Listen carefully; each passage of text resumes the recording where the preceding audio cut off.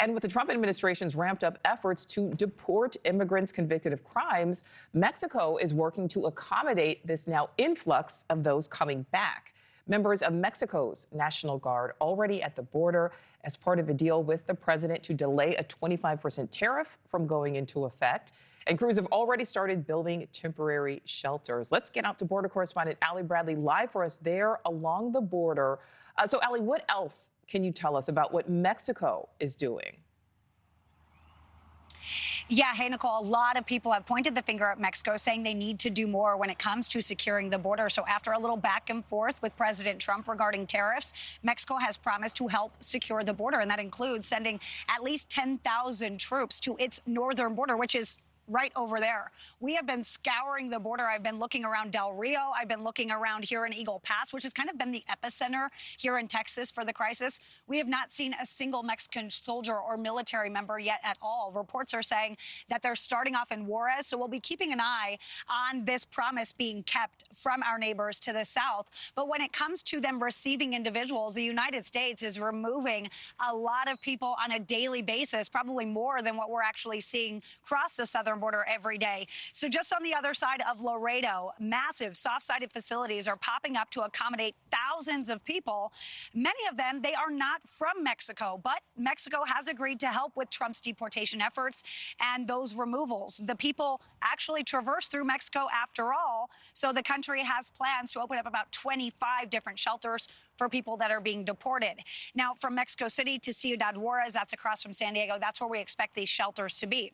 The United States is arresting thousands, and only a fraction of what we are seeing, what we used to see, are trying to cross the border. Look at these numbers here, nearly 75% drop over the 15 days that we've been tracking at the southern border and between the ports. So look at where we're currently at, averaging around 650 a day over the last 8 days.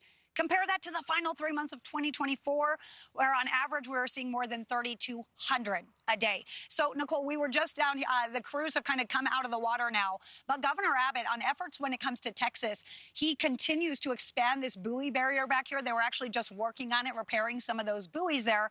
But Texas also just worked with the Trump administration to deputize its soldiers. So the Texas National Guard actually has immigration and arrest authority now, which they didn't have just last week. So that'll be interesting to see how they are working amongst migrants down here. We haven't seen anybody cross. We haven't seen those interactions yet, but we are watching for that as well, Nichole. All right. So, Allie, the border czar, Tom Homan, is saying there is an urgent need for more bed space. But so far, there is no legislation regarding that. You just got some new information, though, about those flown to Guantanamo Bay.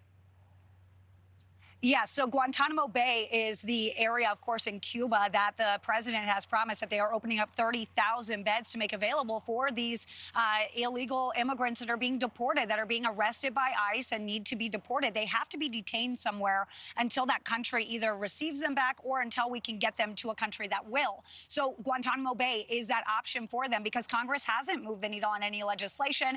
Fort Bliss has some beds, but yeah, those fill up quickly. So Guantanamo Bay is the move there. And Guantanamo Bay right now sent one flight out of Fort Bliss carrying what my sources say was about 10 people. So they've got a lot that they've got to get through to satisfy what America wants to see when it comes to these criminal illegal immigrants, right? 10 people going to Guantanamo Bay.